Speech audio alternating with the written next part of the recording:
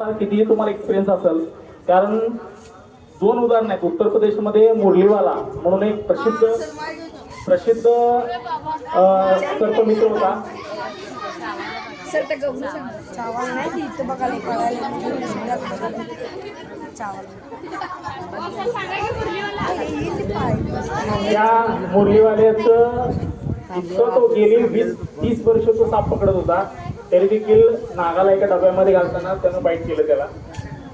आणि तो वाचला खरं, पण दुसरा एक होता, तो पण असाच सर्पमित्र होता, परंतु त्याचा त्यामध्ये मृत्यू झालेला आहे. नाग चावून साप चावल्यानंतर सर्वात महत्त्वाचं, आता तुम्हाला विषारी आणि बिनविषारी सापाचा तर अंदाज आला असेल. सर्वात महत्त्वाचं, कोणताही साप असेल, साप चावल्यानंतर काय करेल, शांत बसताय का? बघा, साप चावल्यानंतर तुम्हाला तासाभरात तुम्हाला तुमच्या वरती उपचार झाले पाहिजेत, ट्रीटमेंट मिळाली पाहिजे. आणि ते पण कसं, तुमचं शरीर स्थिर पाहिजे. तुम्ही जास्त धावपळ करायची नाही, पळायचं नाही, जेणेकरून तुमचं रक्ताभिसरण शरीरामध्ये जास्त व्हायला नाही पाहिजे, रक्त जास्त खेळलं नाही पाहिजे. तुमचं शरीर स्थिर पाहिजे. शरीर स्थिर ठेवणं हे खूप महत्त्वाचं आहे. त्याच्यानंतर सर्वात महत्त्वाचं, तुमचा जो कॉन्फिडन्स लेवल आहे तो चांगला पाहिजे. कॉन्फिडन्स लेवल जर लो झाला तर तो काय, कारण तिथं बीपी हाय होणं, बीपी लो होणं हे मोठ्या प्रकारात होऊ शकतात. योग्य ती ट्रीटमेंट घेतल्यानंतर काही होणार नाही, तुम्हाला तुमचा जीव वाचू शकतो.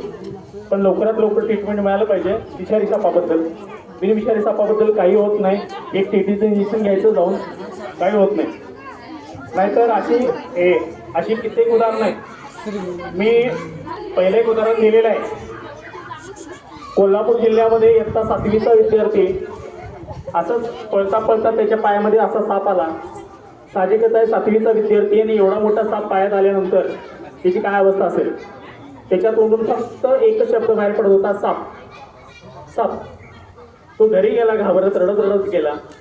घरच्यांनी बघितलं, साप पायात आलाय म्हणल्यावर घरच्यांनी त्याला दवाखान्यात घेऊन गेले. पूर्ण चेकअप केलं डॉक्टरांनी, काहीही झालेलं नव्हतं, कुठेही बाईट नव्हता, काही नव्हतं.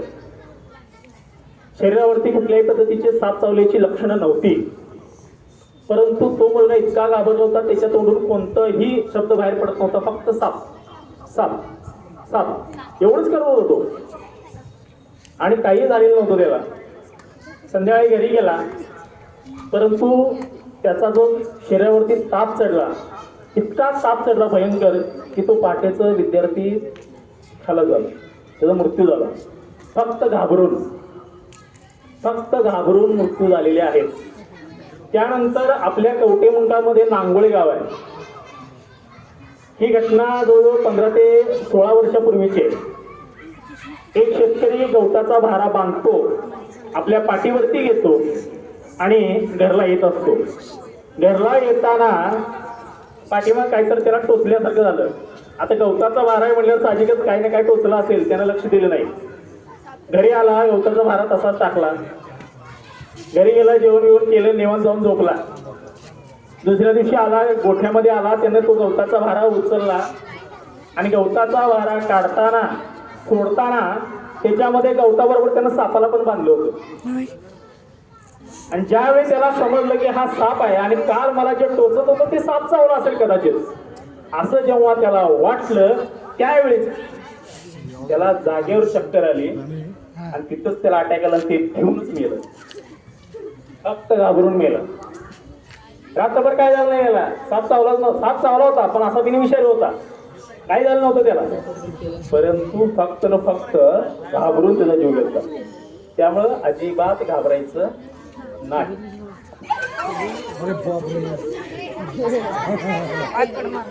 चला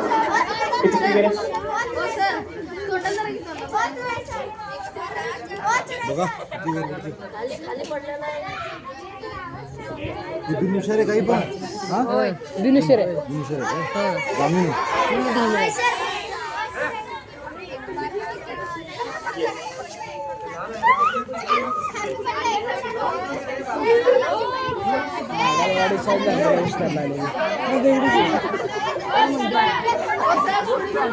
रबर सगळं असतं रबर रबर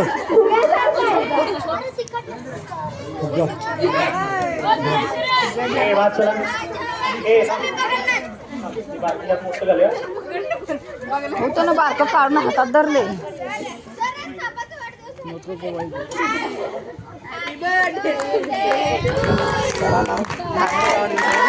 नाही नागालवाडी पण टाइम